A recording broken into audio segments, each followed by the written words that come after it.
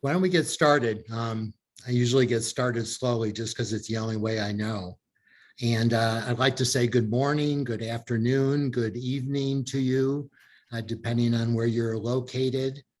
I'd like to welcome you to the forum on the final report of the Online Mediation Task Force. My name is Jim Melamed. I'm the co-founder with John Healy of Mediate.com 26 years ago now.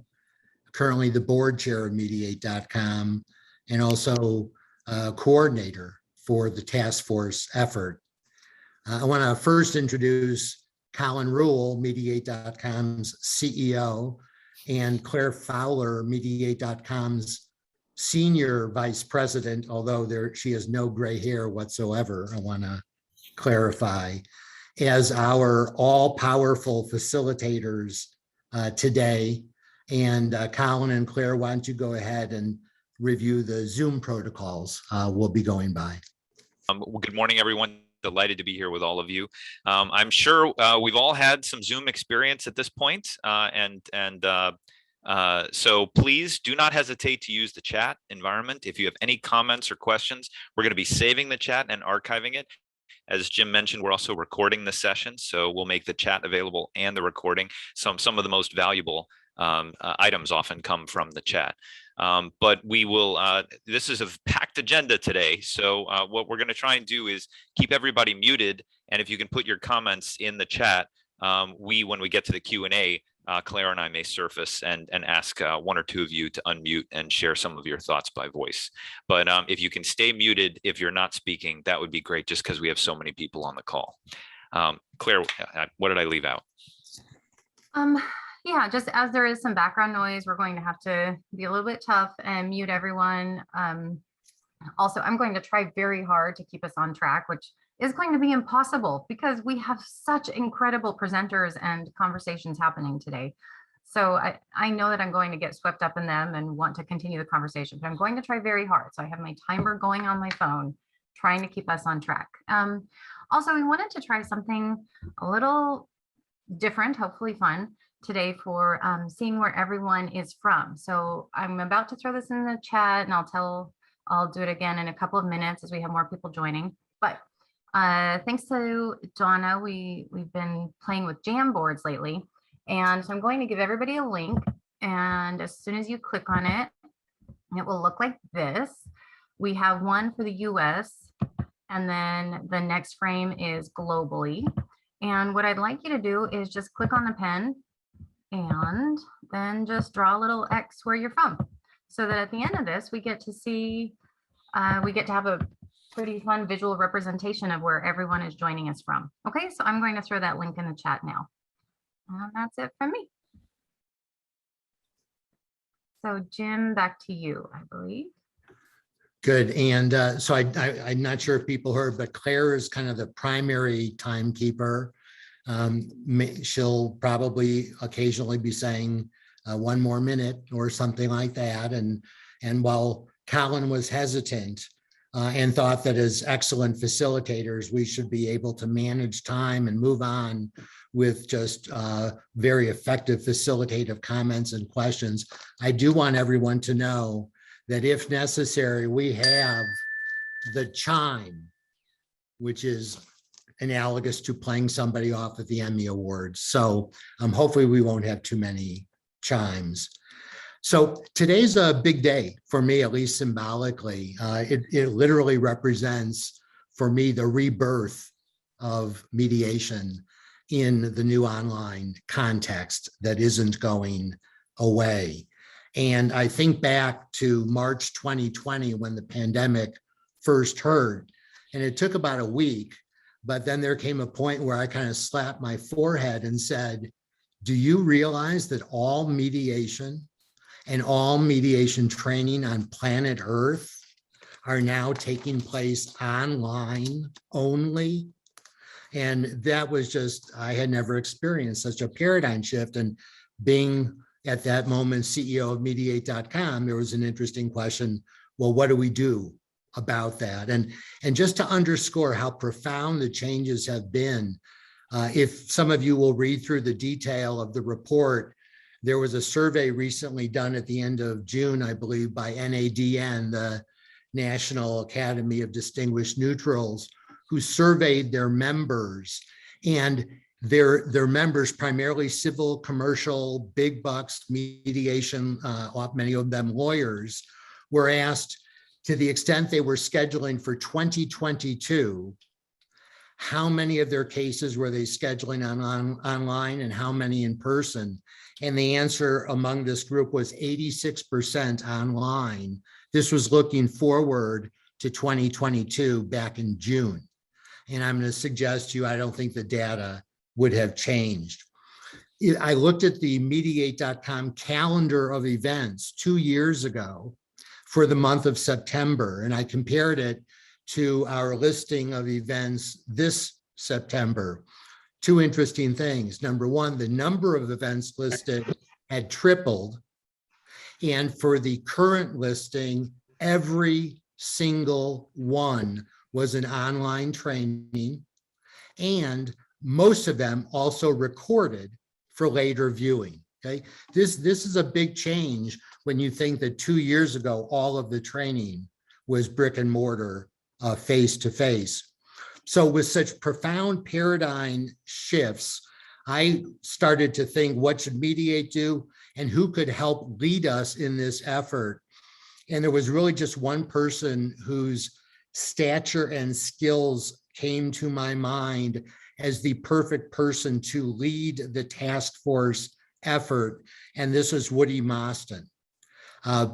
Because of his work previously with regard to collaborative practice in the world of mediation, client libraries, party empowerment, you name it, Woody was absolutely the perfect person to deal with the substance of this paradigm shift and to offer the artful and effective leadership to in fact have the task force be as effective as I think it has been.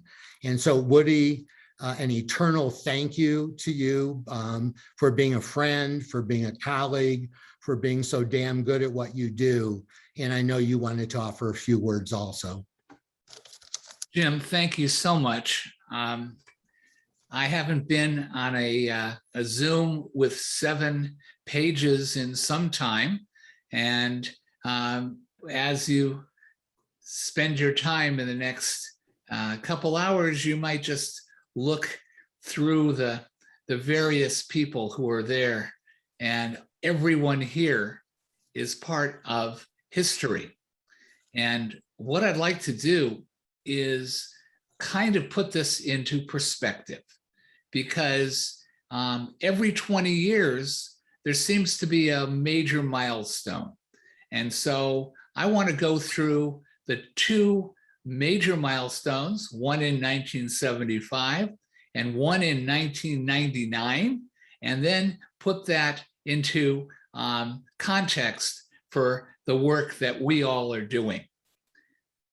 In 1975, a man named Frank Sander went on the map because he was invited by the Chief Justice of the US Supreme Court, Justice Berger, to put together a conference called the Pound Conference. And he gave a paper there which talked about multi-door courthouse, how disputes could be solved by a range of different approaches, that courts and neighborhood justice centers and the private sector all had a synergy. They called it having the forum fit the fuss. And it seems impossible to think that so much has happened that has lived out the vision of Frank Sander. And then in 1999, in Pasadena, California, another historical figure, Judge Dorothy Nelson, helped convene a conference of trainers.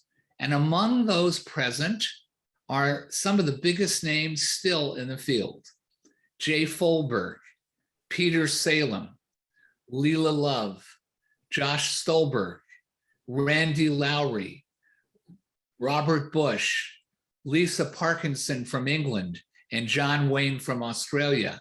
And if you're unclear who these people are, we could have a follow-up forum and talk about every one of their accomplishments. And there were some recommendations in 1999 that were enshrined in a special issue of the Family Court Review, January 2000, called Training Mediators for the New Millennium. You can get that right online at the Family Court Review archives. And let me just go through a few of those recommendations, and you can adapt them to the brilliant work that many of you have accomplished in the final report of this task force. Recommendation number 1, the competence of mediation trainers is fundamental to the continued growth and acceptance of mediation. Number 2, we know entirely too little about whether the variety of existing standards and curricula produce the desired knowledge, skills, behaviors, and we could add technological understanding among practical mediators. Remember, this is 20 some odd years ago. 3, mediators need the deepest possible understanding of the nature of conflict. 4, mediators need training, not just how to help disputants resolve immediate disputes, but how to help the parties prevent future conflict. Number 5, because the mediation field is evolving so rapidly, new mediators need to gain a rich perspective on where the profession has been, where it is today, and where it is headed in the future. And lastly, competent and practicing mediators often make effective trainers, but this is not always the case. So being a good mediator doesn't automatically make one an effective trainer. I'd like all of you to go through the 7 pages. Just take 15 seconds to take a look at the faces who are here. And I'll be back with you in 14 seconds. When the history of this field is written, the people who are here, and even more so, the committee chairs and those who participated on the number of committees you're going to be hearing from today, will kind of be considered the founding fathers of online mediation. The report that was pretty easy to write because all the committee chairs essentially gave us their work and we just kind of put a frosting on it. And from everyone I know who has seen that report, that is going to be the Bible from which research, future online practice, and many areas of public policy may derive some inspiration. But none of this could have happened without Jim Malaman. It was Jim who had this inspiration. It was Jim who day after day, draft after draft, nudge after nudge, got all of us moving in the same direction. There were probably hundreds of decisions that had to get made in the work of this task force, and Jim made every one of them correctly. And so we owe him a debt of gratitude. Jim and I have been friends for over 30 years, but you know what? It's like when you get married, you really never know either how wonderful someone could be or the other way around. In this case, our friendship deepened, my admiration has grown, and we're all here and moving forward because of Jim's work and then all of us who were inspired by it. Jim? Well, if ever there was a team effort, this was it. And it was fun. I used to play soccer and I used to enjoy creating team spirit, team morale, working together. And I experienced a lot of that with this task force group. So I really want to thank you all. Now to go back big picture, can you imagine if we confronted or were confronted by the pandemic back in March 2020 and there was no internet? I mean, just think about personally how much you've relied on the internet over the last 18 months, and think about the field of mediation. I literally think that the internet and online mediation training have saved the field of mediation. I don't know how we would have gotten by otherwise. And when people complain about online mediation, because it's not quite the same as being in a lovely office and having warm cookies and a hot drink and the like, but we always need to say, compared to what? You know, compared to this past idealized mediation, yeah, it may fall short here and there, and we may need to change a few things. But compared to nothing, it's a true miracle that we can do the mediative work and the mediation training that we're able to do. And in terms of really bringing mediation to the masses, mastering the online environment is our greatest chance ever to really distribute mediation and mediation training literally on a global basis. Let me give you just a very quick peek at today's agenda. And so we are going to be very quickly going through the 8 primary recommendations. Then we'll be moving into 6 different topical discussions that very much reflect the committee work of the task force. And then finally, we'll have some consideration of comments, questions, and a discussion of next steps. In terms of those 8 primary recommendations, I've done my best here to simplify the language. The first one dealing with online mediation advocacy, and I know Colin will be speaking as to some of Mediate's future plans. The concept of expanding access in so many dimensions, and so look forward to hearing a presentation on that. We'll be talking about updating standards and dealing with new issues raised by online mediation. We'll be talking about the development of the Universal Online Mediator Code of Disclosure. There will be discussion of how can we best renovate historic basic mediation trainings and further expand online mediation training. How can we best encourage established mediators to get additional training in online mediation?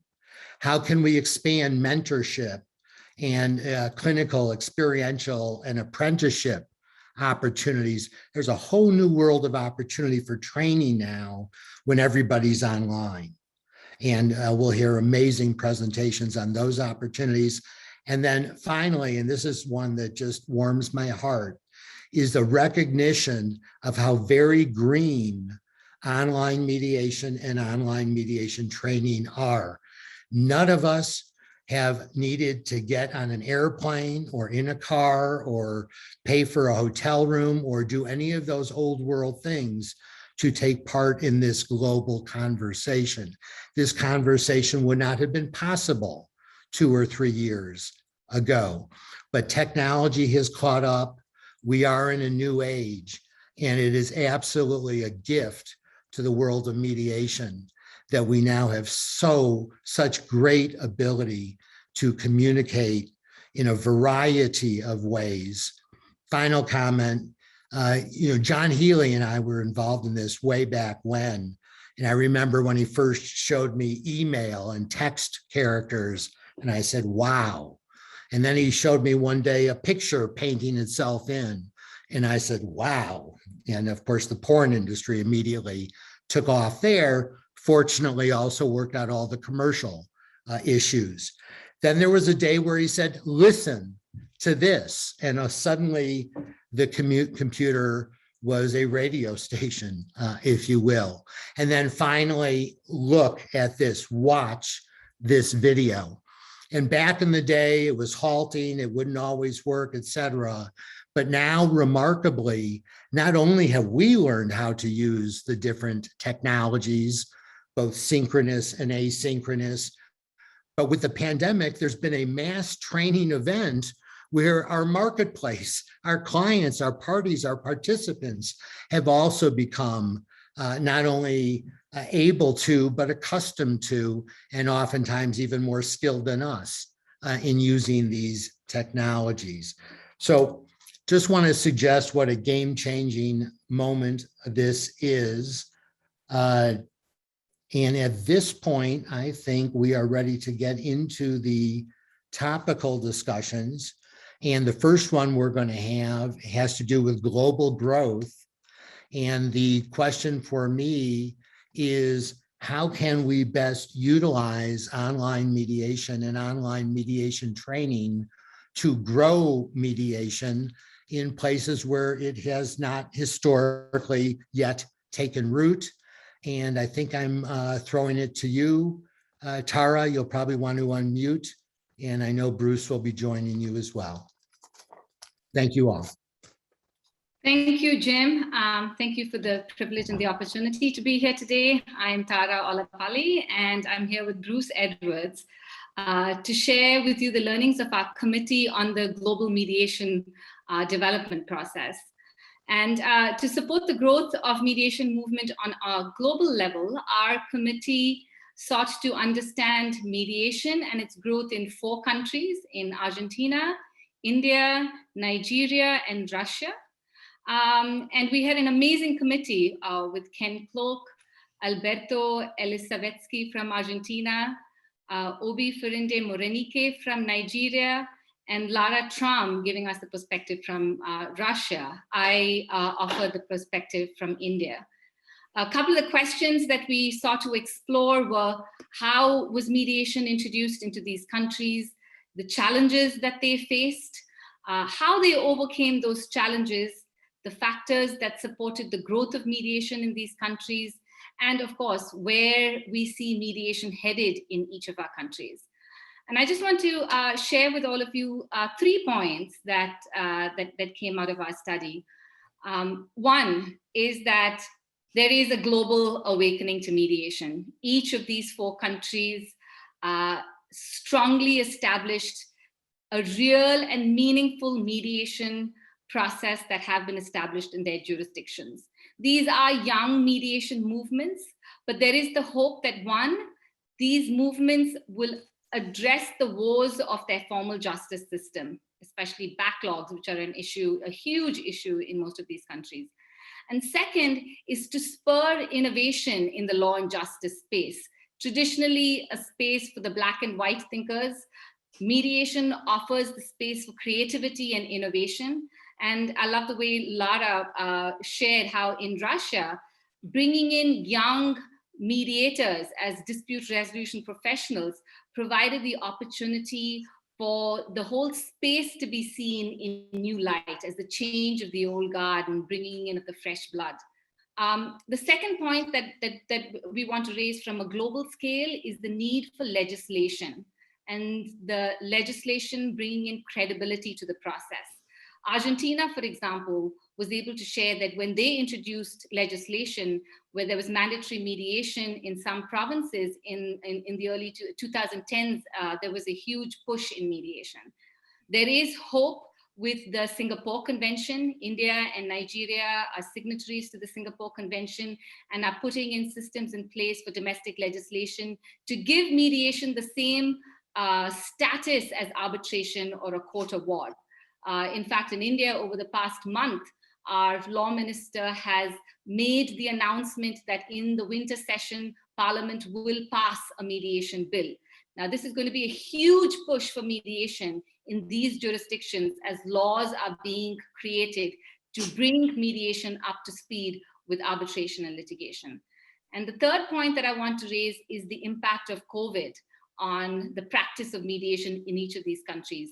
Courts were closed. There was no access to justice. And then the understanding that there was the compatibility of mediation to online processes has totally jump-started and pushed the mediation movement in each of these countries. So clearly, there's a huge need for quality mediators to meet the demand of these growing movements. Mediators who will be able to mediate effectively in an online space is also a clear identification, which actually is a perfect time for me to hand over to Bruce Edwards, who, especially through his work with Edwards Mediation Academy, has taken online mediation education to over 20 countries to give us the perspective on what he is seeing with respect to the impact of global mediation education on the mediation movement at large. So over to you, Bruce. Thank you, Tara. It's great to be here. Good to see a lot of friends and faces, the connection I think we all miss. First of all, let me start by thanking Jim and Colin and Woody and Claire for all the good stewardship and inspiration, because as we all know, the best ideas go nowhere without people who are willing to commit to the hard work to make it happen.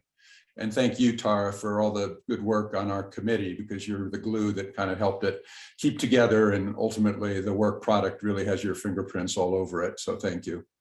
As Tara said, I had the benefit of a running start at this important topic of global mediation development, where 8 years ago, my wife Susan and I started the Edwards Mediation Academy, focused specifically on this idea that through online platform, we could reach an audience around the world that might not have otherwise the same opportunity that many of us have had to sort of gather in person, go through trainings and learn in a sort of a historic, more traditional fashion. I'd like to start by just commenting, like Tara did, on a few of the issues that we learned from our committee exercise through these 4 countries, which was largely both illuminating and confirmatory of some of my past experiences. But as Tara said, I think in many developing markets, we benefit from a top-down approach to developing and implementing a culture of mediation. And that top-down approach can begin with policy formation, if not actual legislation. We're seeing that right now in Rwanda, we're seeing it in India, we're seeing it in other countries where the timing seems to be right for leadership to awaken to the notion that mediation has a role in courts, in government, in society, and that's starting to be reflected in leadership. We've experienced in our committee's work the important role that courts play in helping to introduce mediation within these cultures. And many of our online training opportunities, some of which I'll comment on in a moment, have come about through our ability to deliver online training to judges around the world and to mediators to support the mediation training in court annex programs. And then ultimately, our committee talked about the important need of trying to take these lessons to a broader audience, to gain public awareness and acceptance of mediation as well. And I think that probably is the ultimate trajectory of the mediation experiment. And hopefully that will follow some of these more institutional advances. One of the things that we did learn in our committee's examination of the 4 countries, and indeed supports a lot of the experience that I've had training mediators over the years internationally in an online world, is what are some of those common challenges that we all face. And one of the more obvious common challenges that many of you have experienced and certainly been reported and experienced by me is that important stakeholder group of attorneys have been somewhat slow to respond. And so one of the great advantages of the online platform and the online training experiment is our ability to develop courses of mediation advocacy to help address the fear-based resistance and concerns that many attorneys have to work to sort of letting go of the rope of their familiarity with a litigation environment and moving into the world of mediation. And so it is now sort of routine for us to give online trainings. And I think just this last week with Morinke in our committee, we did a program for about 250 attorneys and mediators in Nairobi. which probably would not have been possible but for the online platform, as one example. I'll get to others in a moment. And then our committee identified certainly systemic and cultural differences between countries that are important to consider as we implement the mediation process. Systemically, whether there are access to justice problems, as Tara has suggested, in countries due to a backlog of cases, or even in this COVID environment with courts being shut down almost entirely, or using the example Tara just gave in Russia, the opportunity for young mediators to sort of distance themselves from the old guard and the sort of concerns about corruption and other things that really give mediation a breath of new life. So those are all things that came out of our committee's experimentation and investigation. And what's really been exciting for me personally and as part of this committee, as Jim described it, this sort of sea change, if you will, overnight from a personal direct world to an online world, it has really just been profound. I mean, historically, for me in the training world, it was maybe 5 trips around the world to different countries every year. I just did a tally for a different presentation a couple of weeks ago, and we're now almost approaching 50 webinars that we've done in over 20 countries, ranging from teaching the cost of conflict to business leaders in Mexico, to this last week, a program for 150 judges in Brazil, on the benefits of mediation and how to sort of subtly change their approach to the mediation process. We've talked to, as I said, to people in Bulgaria, the Republic of Georgia. 1 minute. Thank you. And all around the world, it really does offer this opportunity. And as you'll hear more specifically in a few minutes, an opportunity to reach so many people in a way that is environmentally friendly, that gives people the opportunity for the best possible training and education. And so, as we're fond of saying in mediation, the right answer at the wrong time is still the wrong answer. And I come away from the last 18 months, and particularly this committee's work, with a renewed sense that finally the timing is right for this. And now people's familiarity with online platforms and acceptance of online training just creates this world of opportunity for all of us. So thank you so much for your kind attention, and just very exciting to be part of this movement. And thank you, Tara and Bruce, and amazingly for keeping on time. So thank you so much for that. And for me, the perfect follow-on topic is the issue of accessibility.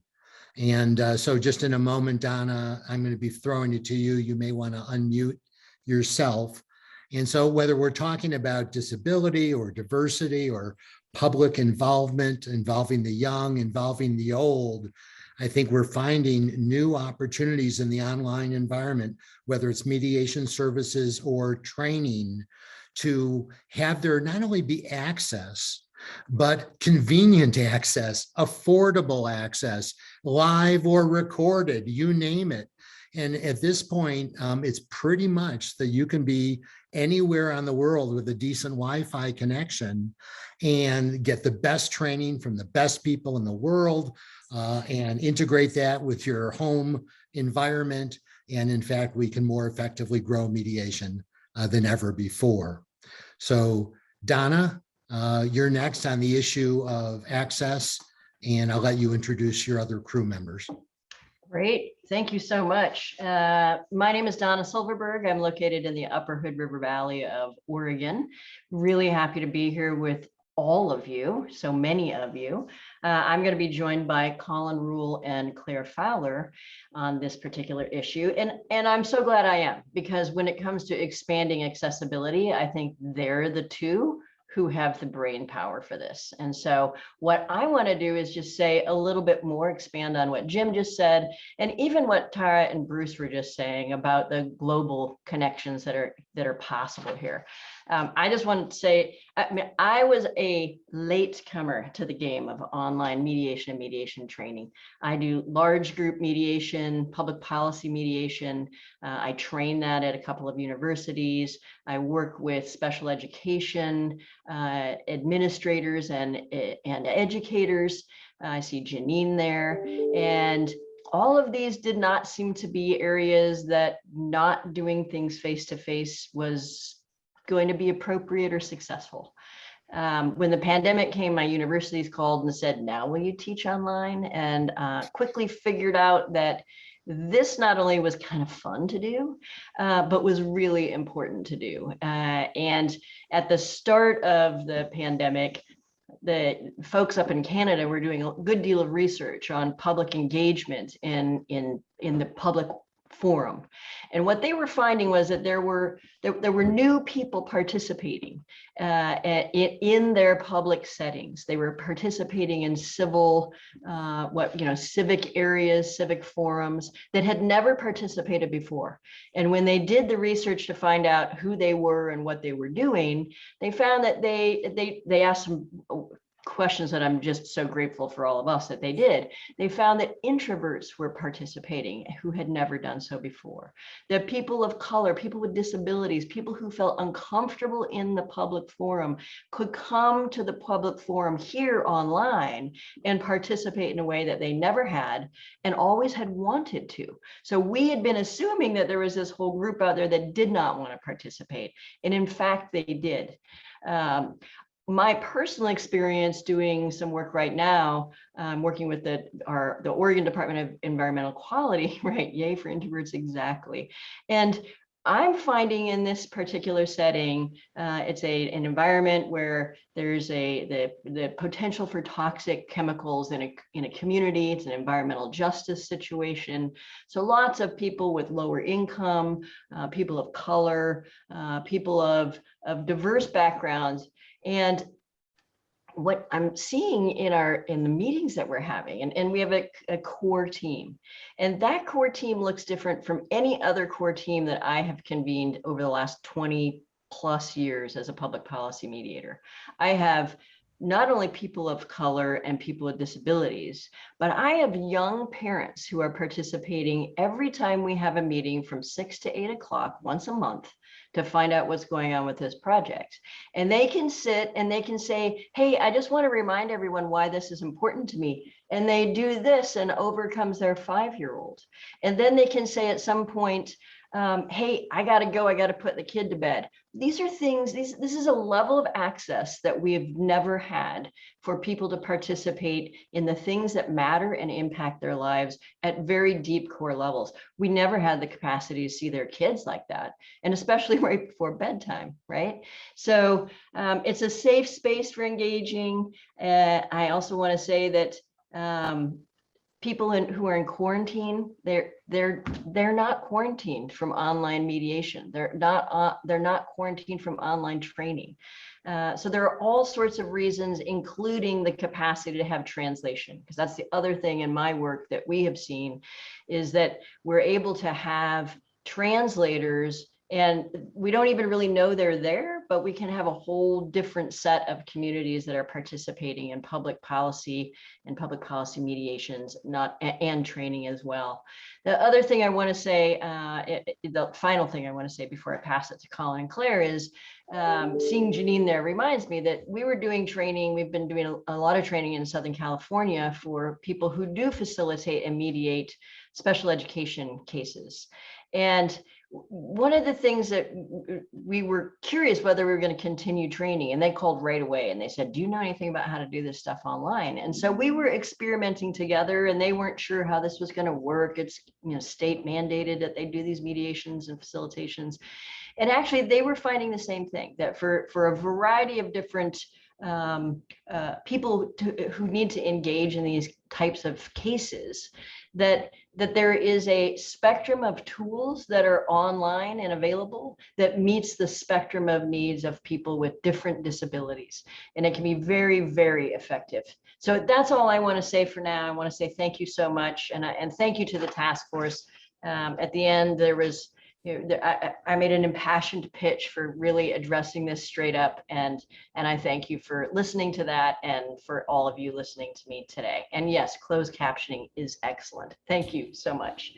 Colin and Claire, I'm not sure who's going first. Maybe I could jump in very quickly and actually bring in another friend to talk about a key topic. I think both, and Angela, I'm going to come to you in a minute here, so get ready to unmute yourself. But both Jim and Donna raised the point. I don't think you can think about access without top of mind thinking about diversity, equity, and inclusion. And this was something that we talked about at the very beginning of this effort and brought together an amazing group of people who were thinking and discussing this in the context of the overall project.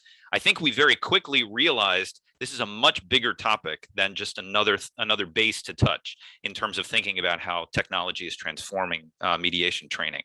But and I think what that's led to is a very exciting new initiative that goes beyond the scope of what we've done here. So maybe Angela, could I point it to you to speak a little bit about what's kind of spun out and what initiatives are sort of on the horizon on that front?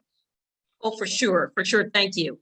And I think most of my remarks will really just dovetail into the information that Donna's provided about enhanced access for online mediation and online mediation training. And we are just thrilled. And I want to say thank you, first of all, to Woody and Jim and Claire, and of course, Colin. You're going to be sort of kind of a designated pitch hitter with us as we continue some future work connected to just the many different facets of diversity, equity, and inclusion that's connected to just about all of the 8 primary recommendations, from the developing the online mediation all the way down to number 8 that Jim mentioned about, online mediation being a green way to resolve a conflict, and that access and the accessibility.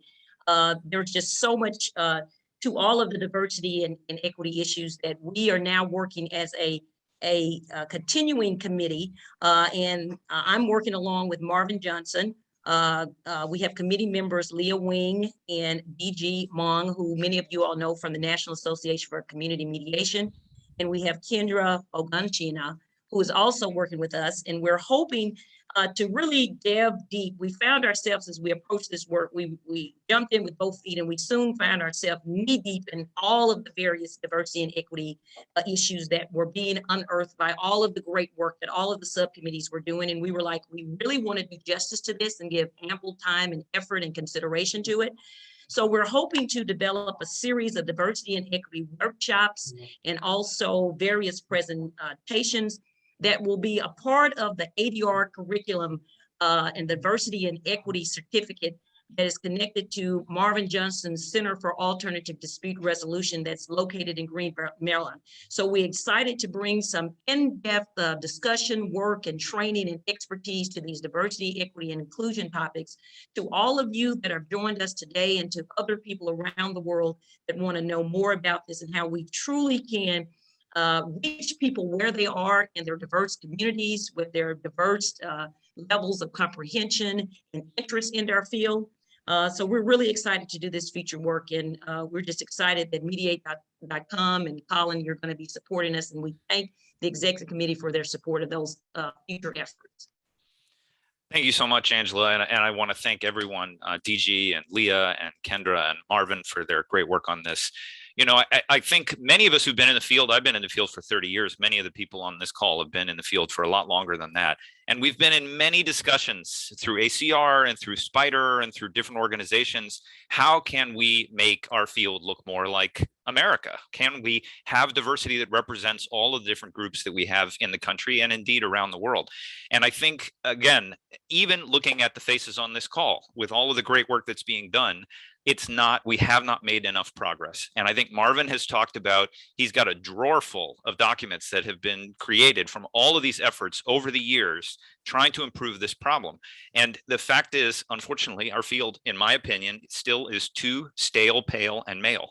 And this technology is an opportunity for us to take a fresh look at this problem and then tackle it in a meaningful way, not just more, as they say, chin music, talking about, oh, wouldn't it be nice if we could tackle this? So I'm very excited about this new initiative that Angela mentioned, and mediate.com is going to be putting our energy and time into this as well. But we welcome all of you to be involved as well, so we can use the opportunities that technology presents to us to really make progress on these challenges of access.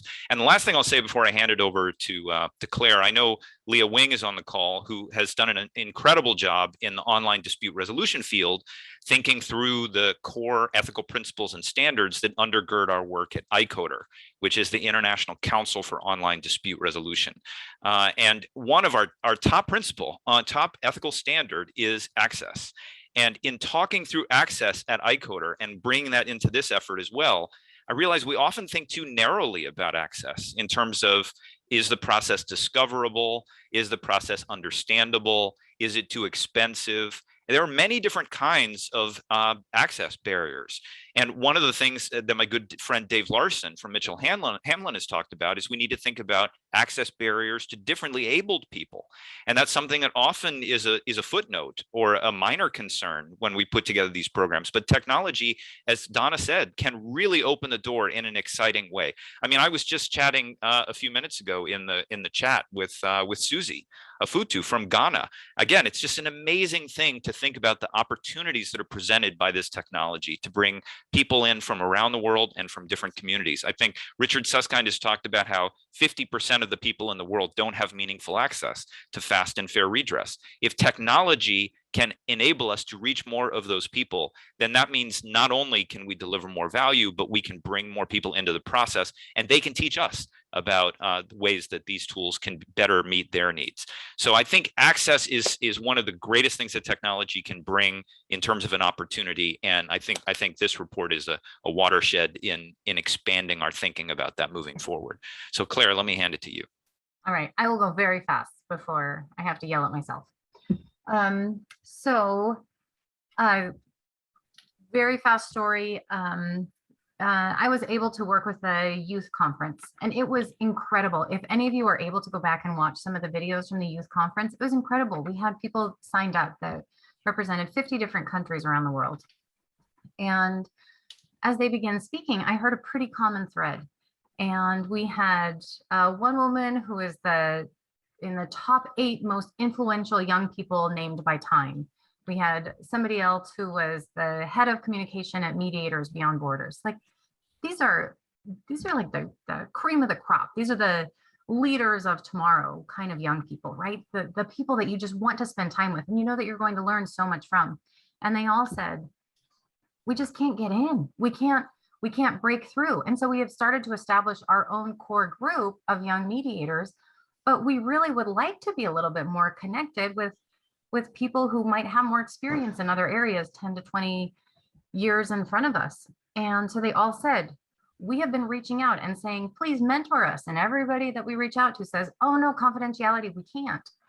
And so the main message that all of these young mediators asked me to share was, there are so many opportunities for mentorship that might not look like sitting in a mediation room. It might look like co-authoring a journal, or maybe they come in as a Zoom moderator, or they help to draft an agreement, something like that. And so we have started to do that at mediate.com. And that's my big encouragement to everyone on this call. There are a lot of opportunities for mentorship. It just might not look exactly the way you expect it to.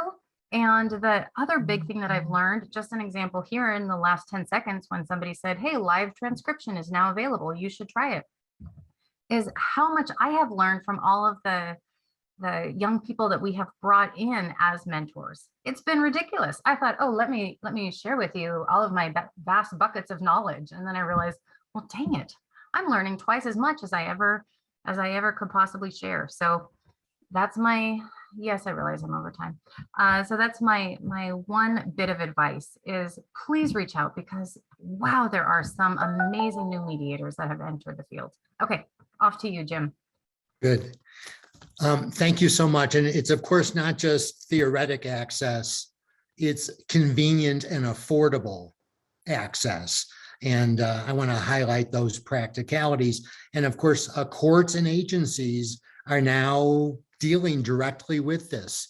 They recognize that their survival means that they master the online environment. And so as an example, for many courts and agencies, they recognize not everybody will have a laptop or even a smartphone, but that they could find a phone. And so there may be an audio backup system or the like, all kinds of interesting ethical issues also, whether there should be parity as to the technology that each participant is able to use, et cetera. So no shortage of issues on access. And let's not forget about the elderly, because I think their ability to be conveniently and meaningfully involved in issues, including estate planning, legacy issues for their families, as well as treatment by their facilities.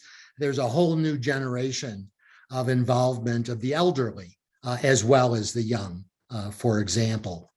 Now, Colin, unless you tell me otherwise, I think we're going to skip standards for the moment because Dan Rainey was at his physician's and will be here soon, but is not here yet. I did also want to do a quick shout out to DG Maughan, who on behalf of NAFCM, National Association for Community Mediation, hosted a think tank on the issues of online mediation and online mediation training. And the report that community committee came up with is unbelievably great. I encourage anyone who's involved in community mediation to read the think tank report of the community committee of the task force. So for the moment, we're going to skip on past standards, and that means Susan, for you, for Woody, who I believe is still there, and for you, Claire. The major question here is we have all this historic training by all kinds of historic training standards. And the question is, how do we now, in this moment, best motivate existing training organizations to renovate their trainings to embrace online mediation? And then secondly, how can we motivate those involved in the field, including established, experienced mediators, to in fact get training in the technology and skills particular to online mediation? Woody, are you the one I should throw this to? No, I think Susan should take the lead. Okay. Actually, Donna is going to get us started off. Okay. That was smooth. Very smooth, very smooth. Hot potato. Kind of like the, running down the way with the stick. Yeah, I picked it up though. So yes, I had the pleasure of working with Claire and Susan on this particular topic for the task force. We all had our own groups that we were working with in our areas. And I think that Susan will be kicking us off a little bit more on this, but I think that part of what we were talking about together as a threesome is the importance of everyone figuring out how to do this as trainers and as mediators, this being the online environment. And so as I said, I was slow to the party, and I'm a big celebrant at the party at this point. I do think that when we can go back, it will be great to do so. And right now, my clients who are federal, state, tribal, local governments, they're not going back anytime soon. So for me to be able to work with them either in the training setting or in the actual mediation setting, I really have to be competent at how to use the different tools. And that is part of what Susan and Claire are going to say a little bit more about. So Susan, let me pass it to you right now about your ingenious idea of how to frame this for everybody. Yeah, thank you, Donna, and thank you for giving me a moment to speak about this, because it's a topic that's very near and dear to my heart and to Woody's heart, as we have moved our trainings online, both before COVID ever hit, but most certainly as we go along. And one of the things that really has struck us, I'm going to use our current 40-hour training sort of as a basis of understanding here. Woody has been training in mediation for what, Woody, 30 plus years? Yes. How many? Many. Many, right.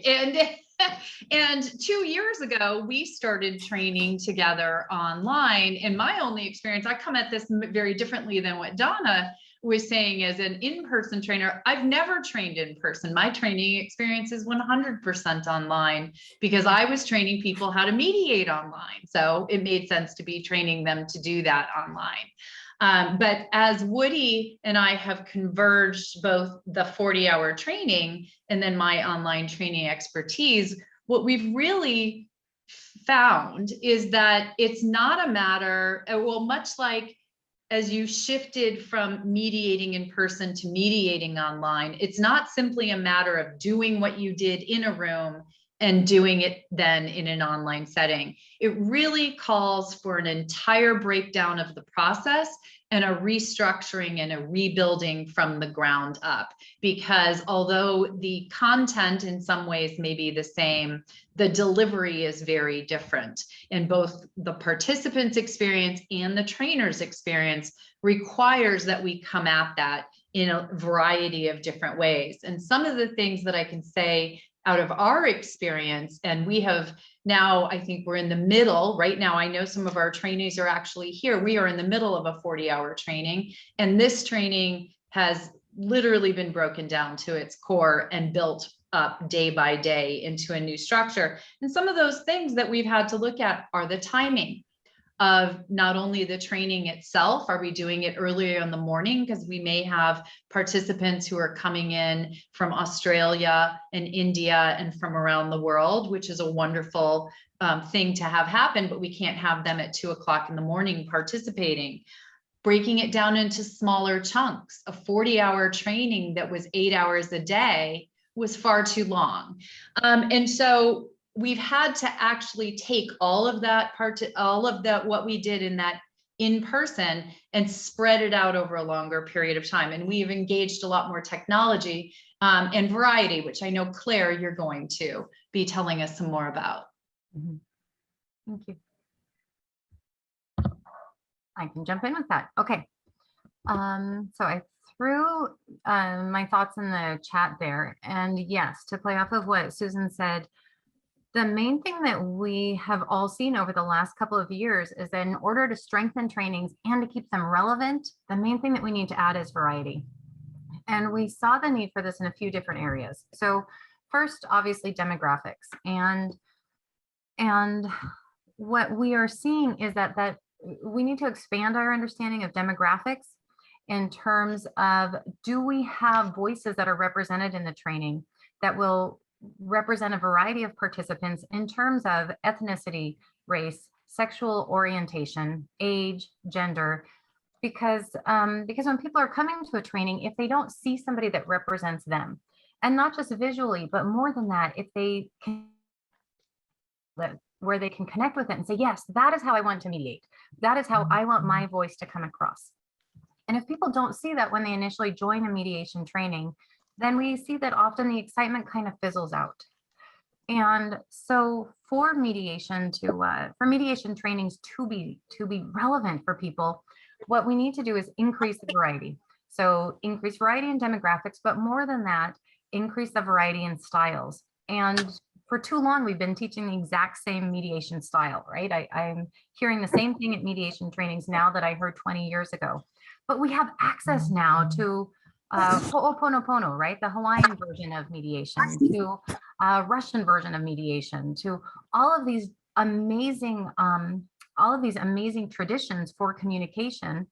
And even if we can't include every single one of those in our mediation training, I think it is our responsibility as trainers to at least let people know there are so many different styles out there. I'm going to present to you something that really works for me, but let me show you some of these other resources so that people can investigate and find something that really clicks for them.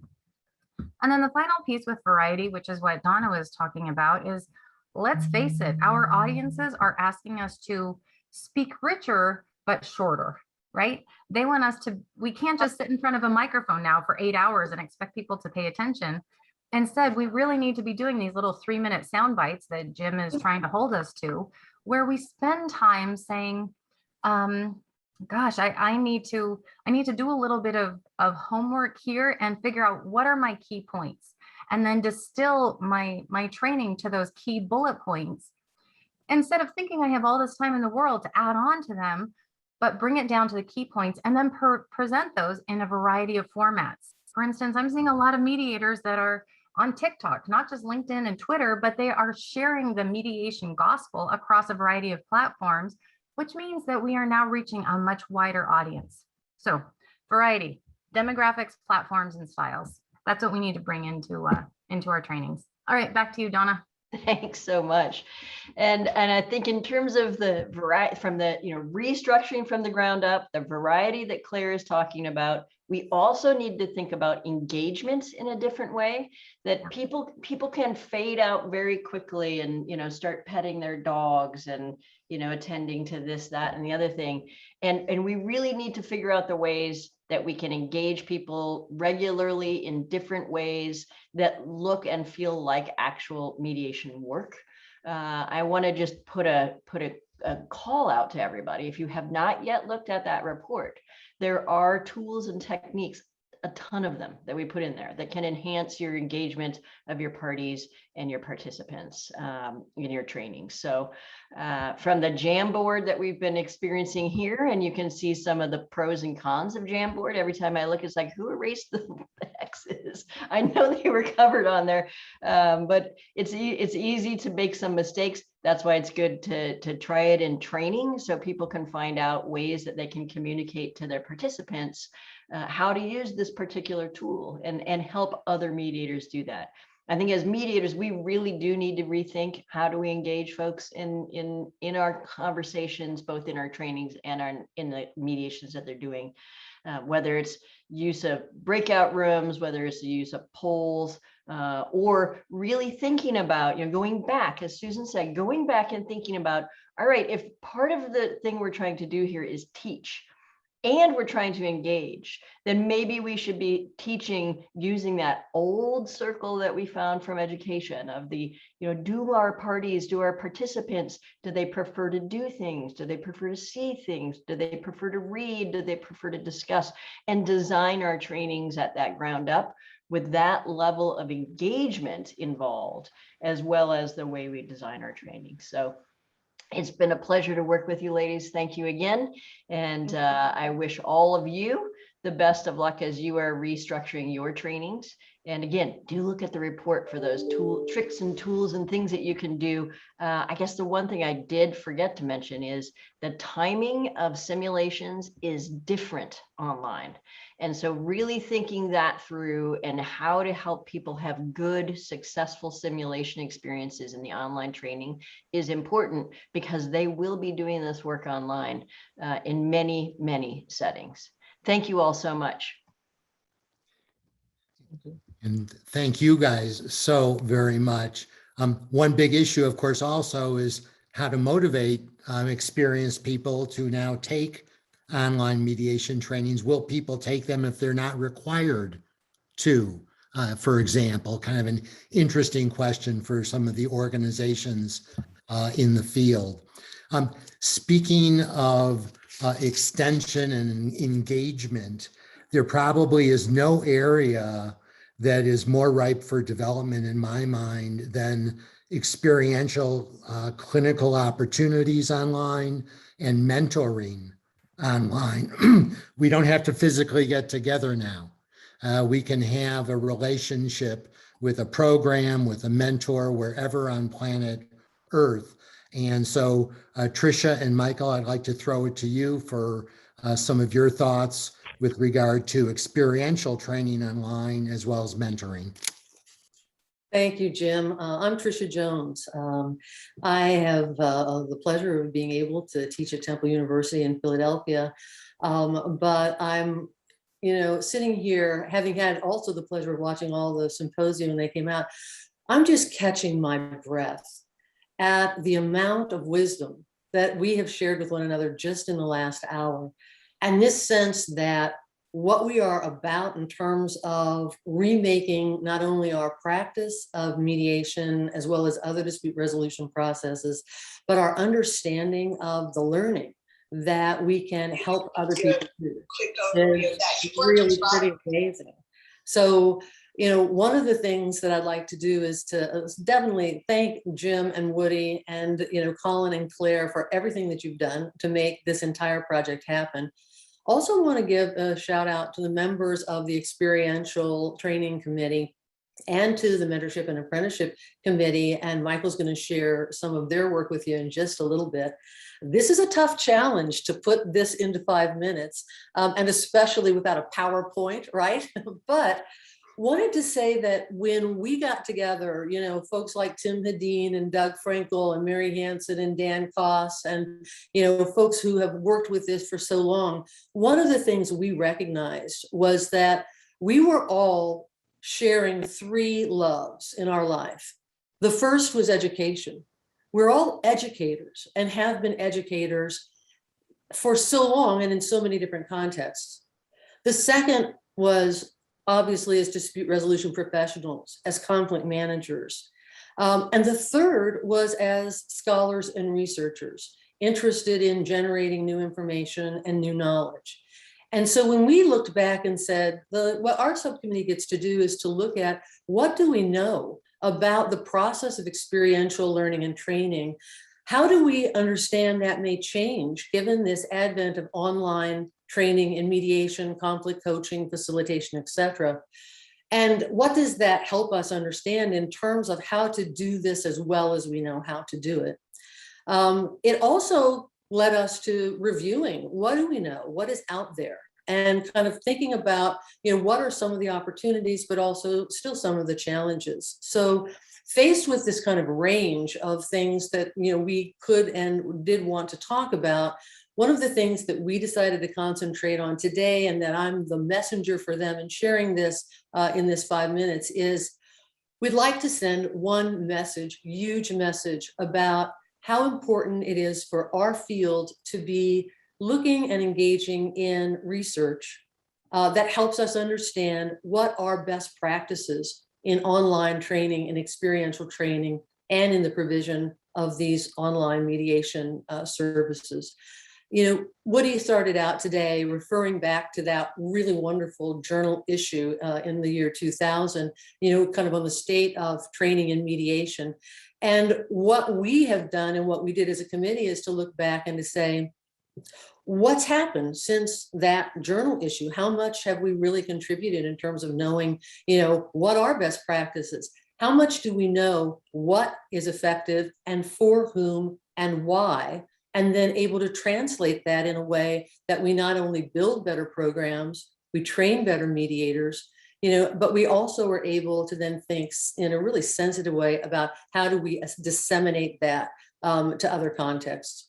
We had worked for many, many years, 25, 30 years in initially translating mediation training into peer mediation training and working with students throughout the world through the Organization of American States, through West African peace education initiatives, through the European Union.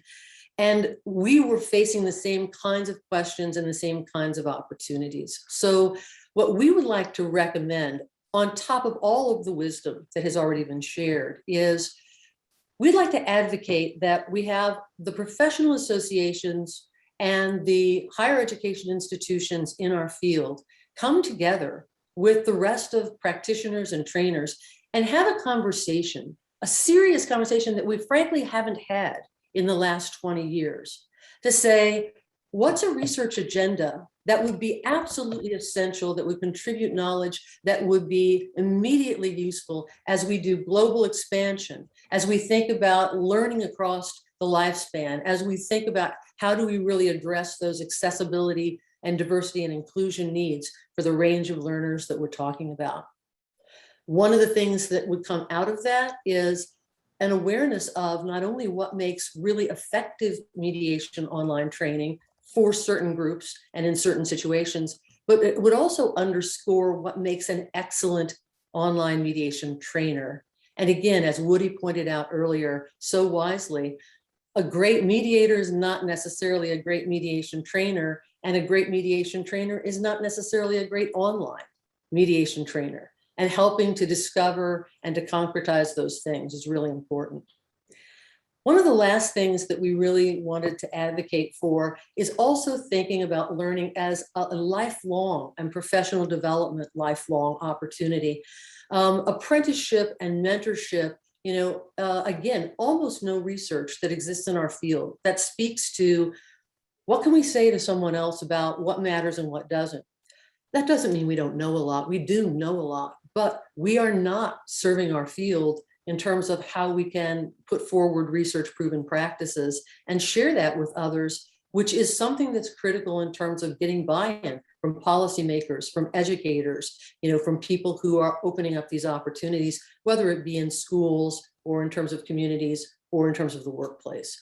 So we would advocate that we reinsert and re-energize a discussion about the research that serves us at this point in time when new knowledge, as well as new practice, is a gift to us. We are at a time of opportunity, and we are our own best supports in terms of helping us understand what knowledge matters and why it matters. So, of all the things we'd love to share and all the wonderful things that we would say, applause, that have already been shared by others, I think it's time that we pick up the mantle of being the people who are able to say what knowledge is important and why as we move forward in this online work. Thank you. And Trish. Michael's going to talk about apprenticeship and mentorship programs. I am, and thanks very much, Tricia, because the work of our two groups actually dovetails quite well.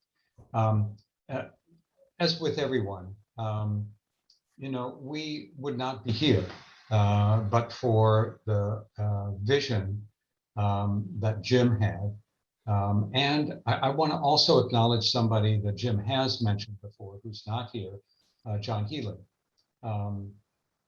And I'm going to tell you something about access and mentorship in relation to Jim and to John, and obviously to Woody for stewardship, and for Colin and to Claire for enormous amounts of hard work and diligence. I could go on and use my entire 5 minutes just appreciating those folks for what they have done, and it would be actually a good use of my time to do so. But that said, I am going to talk a bit about mentorship. And one of the things that I want to say is what our group, and I'm going to first identify who they are. We had there, in addition to myself, there were 9 others. From the United States, there was Patricia Dravis from California, Sharice Hairston from Ohio, Howard Herman from California, John Settle from Virginia, Susan Terry from Vermont.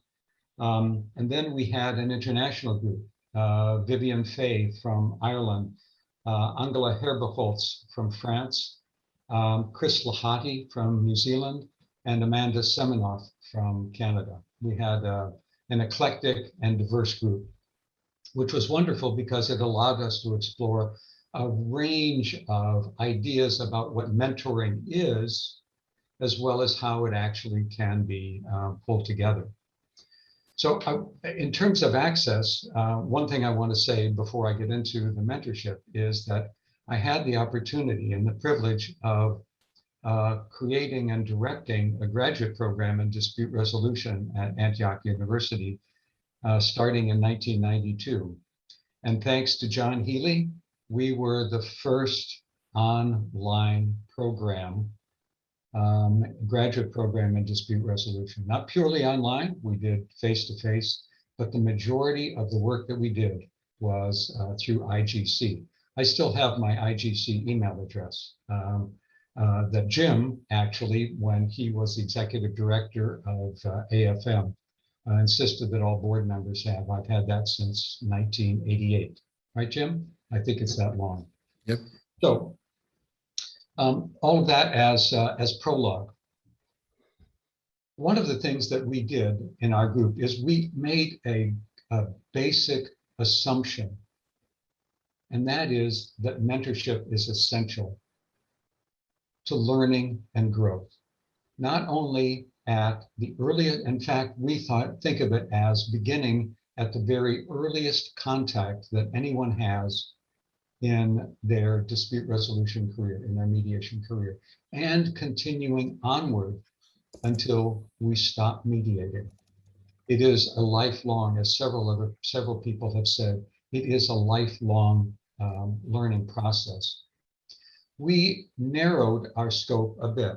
And Claire, I think you were so right when you talked about the variety of mentorships, that it isn't just about being the mediator, and that it is about helping by getting people involved in writing articles. It's bringing people in to co-facilitate, whether it is just a role play or training, getting them involved and actively engaged. And of course, what we focused on principally were the more active and engaged aspects of direct mentorship, of co-facilitation, and co-mediation, rather, and observation. Those were the pieces that we talked mostly about. It's not that we didn't consider all of the others, it's just simply with the vast array of things that we were considering, there was a limit to what we could do. So we came up with... You're just about at time, just so you know. Okay. We came up with a few basic principles. A, mentorship is essential. B, it should continue throughout a mediator's career. C, it needs to be sustained. It should not just be a one-off. We didn't denigrate or downplay the idea of or the value of a one-off, but sustained relationship is critical in order to really build the capacity for the mentee to be able to learn, and for the mentor to be able to understand enough of what the mentee's needs really are. So that's consistency. And also, just as people have talked about, just because you're a good mediator doesn't make you a good trainer. Just because you're a good mediator doesn't make you a good mentor. It requires special skills and knowledge and actually some training to become a really effective mentor. The last thing I will say is that our committee put together like the others, a wonderful report. In addition to the report, there are about 20 plus documents comprising well over a couple hundred pages that we relied on and we included along with our report that are available on the website. Great. I'll stop. Thanks very much. Thank you. Michael and Trish, thank you guys so much. Your work has been so spectacular. I really encourage people to review your respective committee reports. And again, I have this big question for me is how do we motivate people to take more training, a second 40-hour training, an online mediation training, to engage in clinical experiential opportunities and mentorship? My experience is people do what they're required to do. And so I think that we as a field need to be talking to the leading standard setting organizations to see if we can really up our game in terms of the amount of training, mentorship, experiential opportunities, et cetera. This is clearly just the beginning on this front. So thank you so much. I don't think we have Dan Rainey with us, Colin. Is that still true? That's true. We don't have Dan, unfortunately. I think his doctor's appointment went long. Okay, well, let me say just a little bit about standards, Colin, and then you'll correct me and fill in the gaps. And then Michael Orrit is here also to give us a bit of perspective from the family arena and APFM. So one thing that has been wonderful that has been accomplished is ICODR, ICODR.org, has in fact engaged in standard setting for the world of online dispute resolution. But we need to appreciate the world of online dispute resolution is much broader than just online mediation. For example, it also includes online arbitration. It includes blockchain agreements. It includes artificial intelligence, et cetera, et cetera. So what we try to do as part of the task force work is really focus on online mediation and try to develop a real user-friendly set of standards. In fact, hopefully universal or global standards for online mediation that are fully consistent with the ICODER standards, but also address some of the most fundamental issues regarding mediation, impartiality, neutrality, and the like.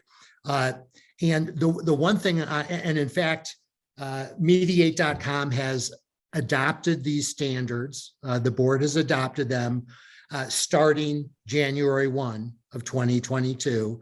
We'll be having some forums for our members to further discuss them. But I want to highlight that whatever standards we might have, ultimately, the ethos of mediation is the right process is the one the parties want, okay? And the right process may be an imperfect process, including imperfect relative to our idealized standards.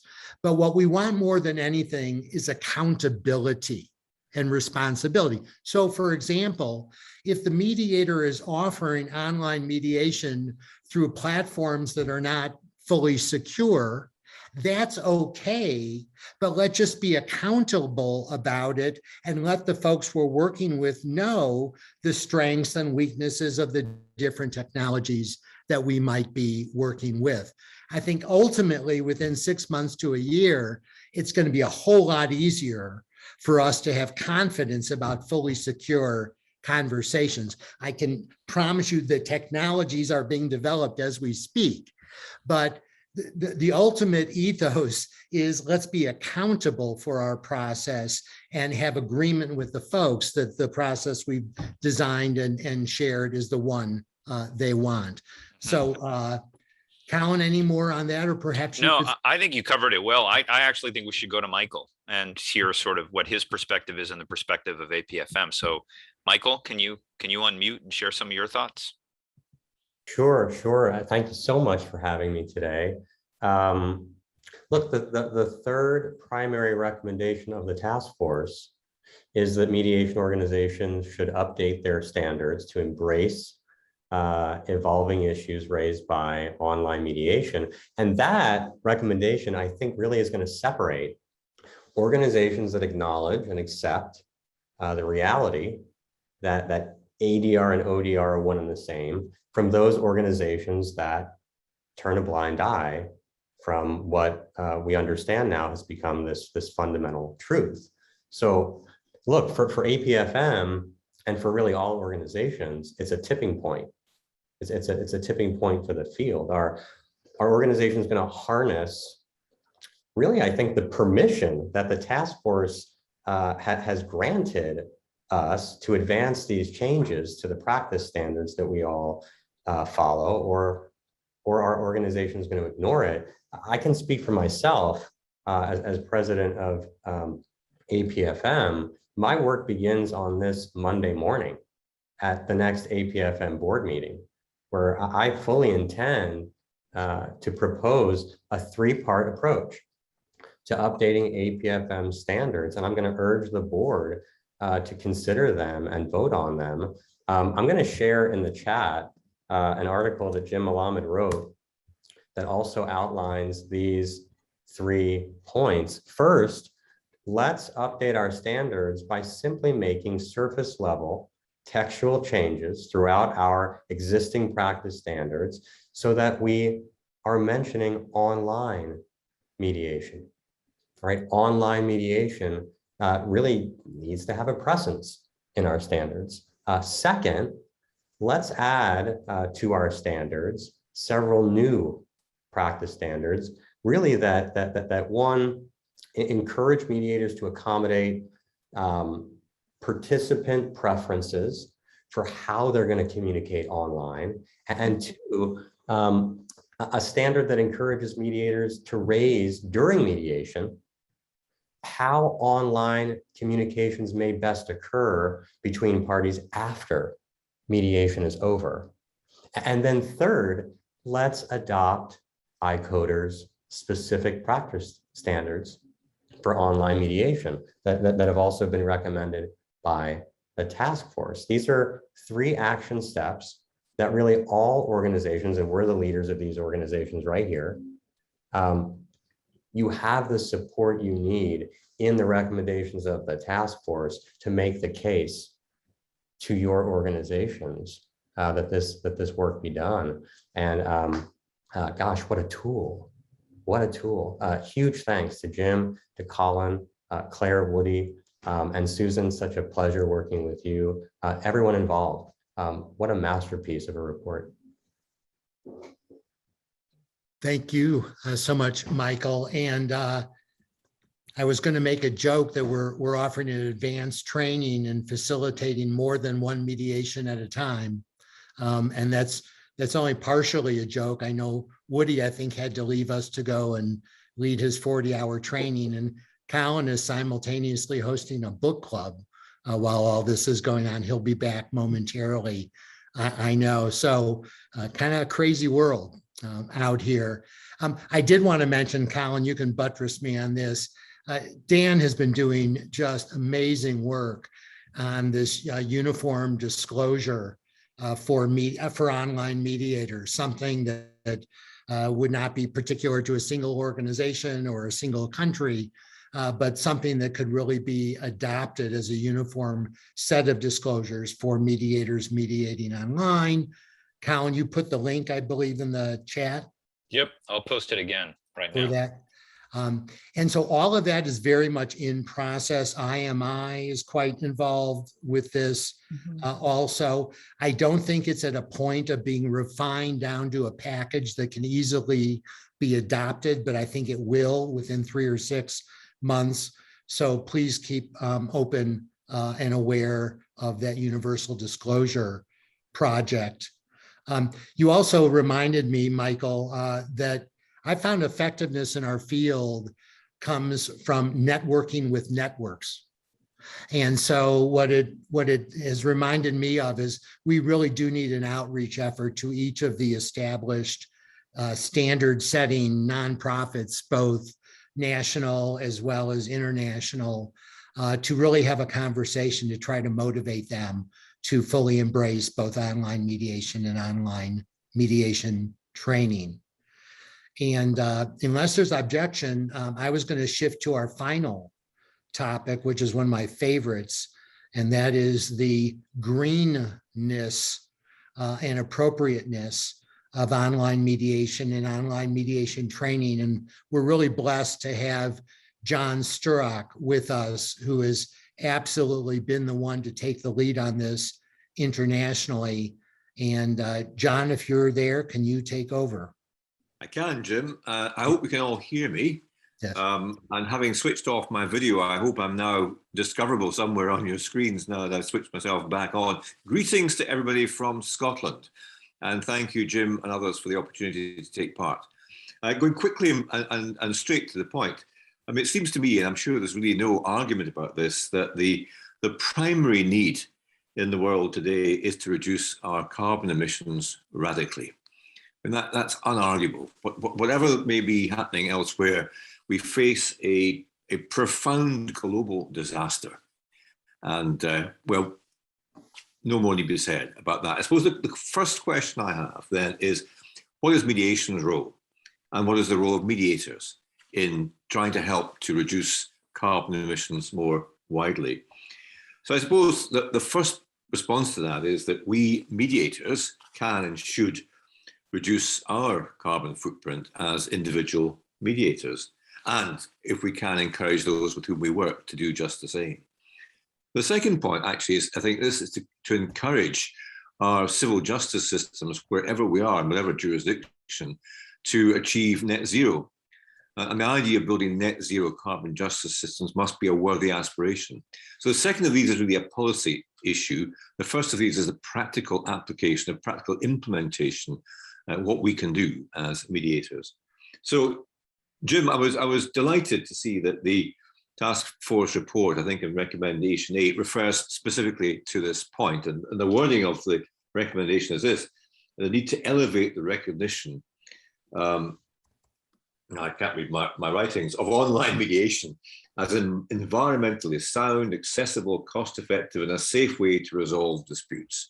So what I'd like to focus on is the environmentally sound part of that, and to ask a second question, that is, how do we promote this? How do we encourage this as mediators? How do we encourage each other to promote environmentally sound mediation? And that takes me to the initiative that you referred to in just underneath the recommendation 8 in task force report, and that's the Mediators Green Pledge, which was promoted by what's called the World Mediators Alliance in Climate Change, a fancy expression, WOMAC for short. And this came out of an idea that I canvassed in a blog before the pandemic started, just I think a few weeks before the pandemic started. But of course, that's been completely overtaken by the events of the past 18 months. And to use your word, Jim, wow, you know, what we have learned in a very short period of time about what we can now do as mediators using online platforms, and what an opportunity this turns out to be. So let me turn back then to the Green Pledge, the Mediators Green Pledge. The wording of the pledge you can find in a link in the report under recommendation 8. Perhaps Claire will put it up for us on the chat now. But just put shortly, the Mediators Green Pledge, which I think could be improved, I am sure, in many respects, sets out a number of commitments which we as mediators will make or can make if we sign up to it, and which will influence the way in which we conduct our practices as mediators. We have now, I think, nearly 400 mediators globally signed up to the pledge. They come from, on a count this afternoon, more than 50 countries around the world. 16 mediation organizations have signed up in support. We now have 10 translations of the pledge from the original English, or 9+ English. So the really important thing now is to discuss and consider how to promote this. And one of the emerging works in progress is examples and practice. We have a page which we're going to begin to develop, and we're inviting people to submit examples of how they're actually walking the talk, because it's all very well signing up to this. The question is, are we actually doing it in practice?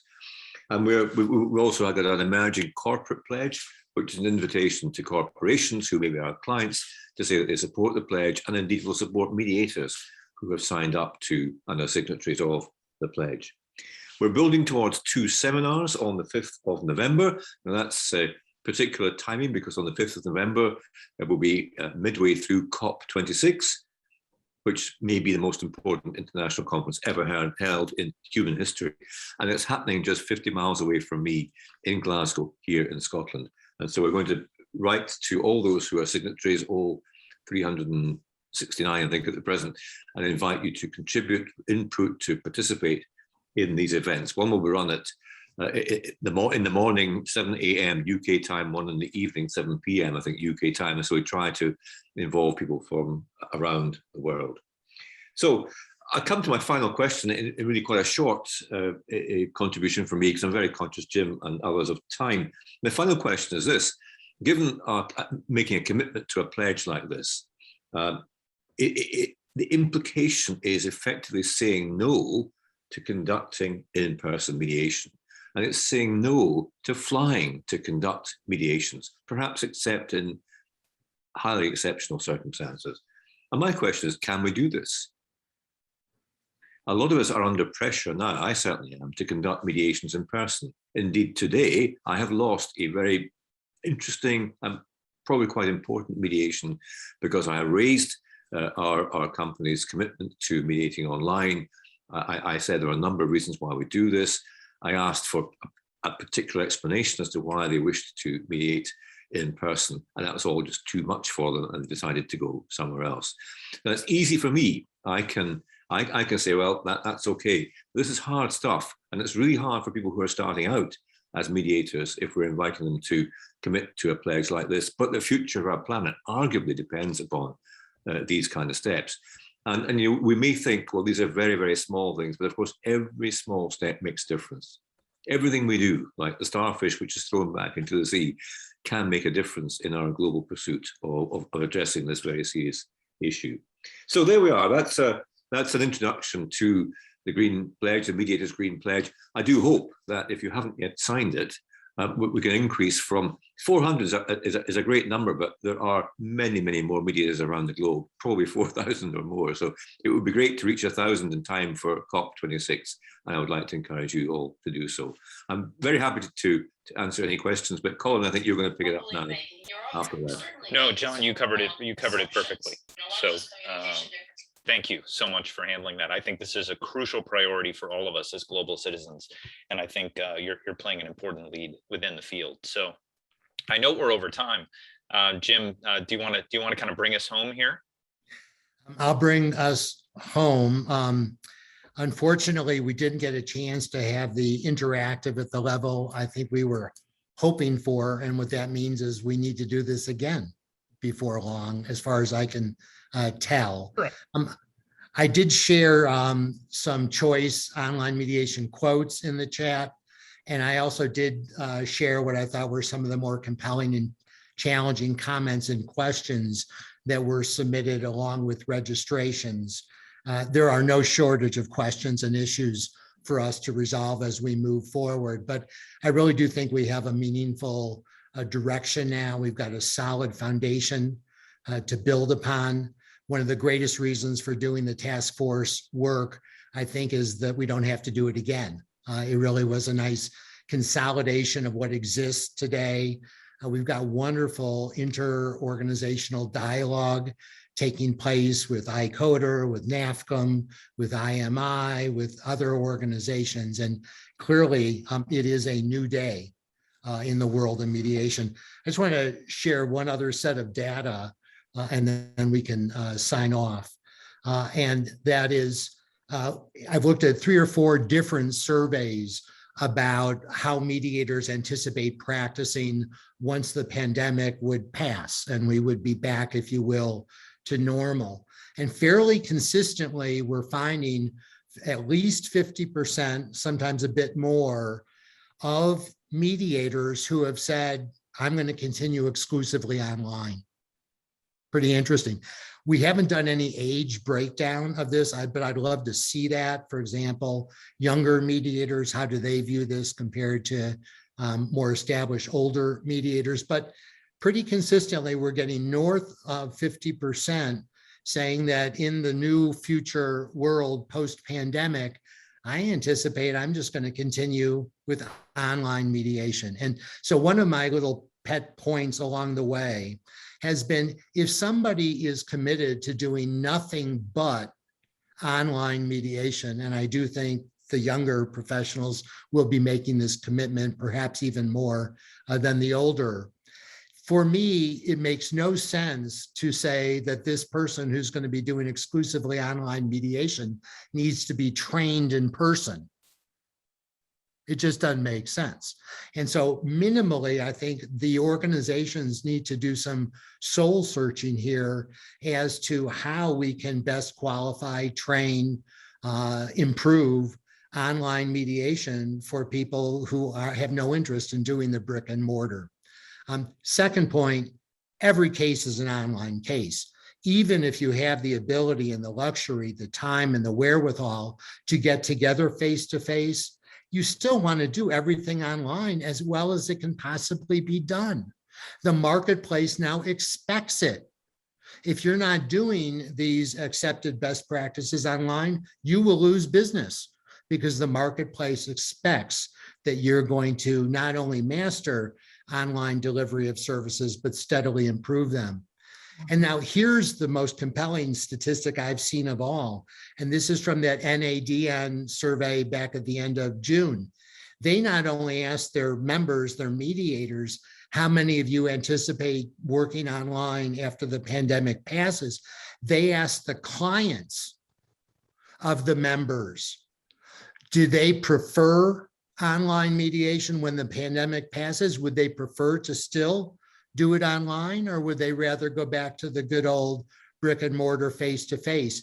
And at least in the world of insurance defense counsel and insurance liability companies, 70%, more than 70% expressed that they had a preference for continuing to resolve their mediations online, even after the pandemic passes. And this is late June data. So again, I'm just suggesting that the shift that has taken place, not necessarily by choice, but it's been hoisted upon us, is more profound than we can even appreciate. That just as Susan was saying, they needed to rethink each and every aspect of their trainings.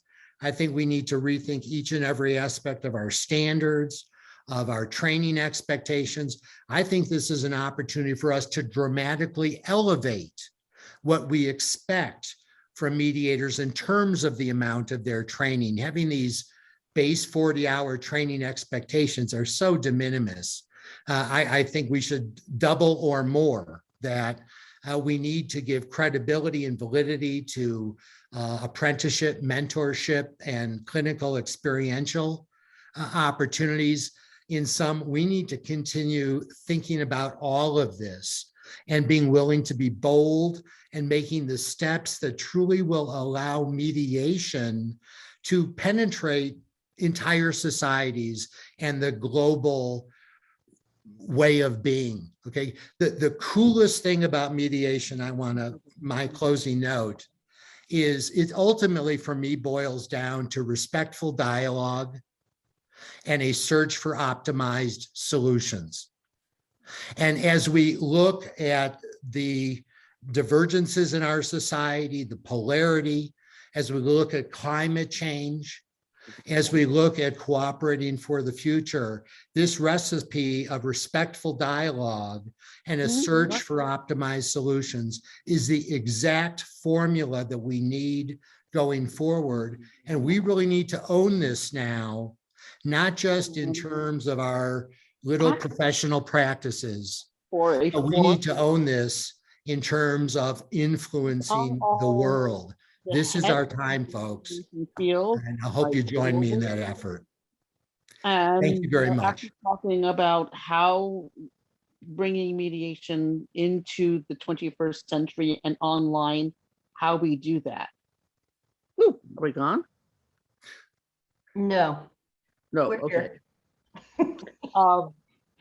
But we're listening to you, Manya. Oh, hi. Hi. I have accidentally, where are you? There I am. Eek. Good. Well, a perfect note to end on, which none of us have got this thing fully wired. Of course, our ability to be authentic as we respond to our technical glitches online is a part of our effectiveness as well. A final word from me, Claire, you absolutely are a dream for being so supportive throughout this process. Colin may be with his book club in the moment, but what a champ he is and what a leader he is for the future. Woody is back in his 40-hour training. I think Susan perhaps also. We thank you so much for your time. I promise we will be in touch. We'll be sending you the link to the video recording of this session, and we will also be letting you know of additional opportunities as they emerge, both at Mediate and elsewhere. So thank you so very much, folks.